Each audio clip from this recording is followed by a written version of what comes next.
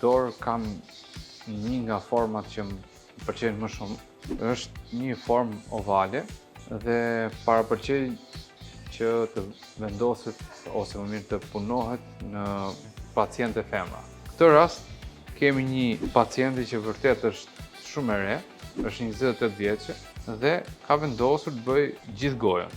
Përveç preparimit që ka bërë klinika që është shumë i pastër, ku ka përdorur preparimin shkallë, po të shikoni edhe detajet e punimit, janë vërtet shumë të mpreta.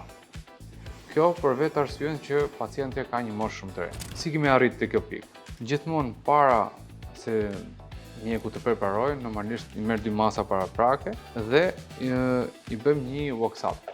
Pas wax-upit pastaj preparohen dhëmbët dhe ne çojmë provën plastike.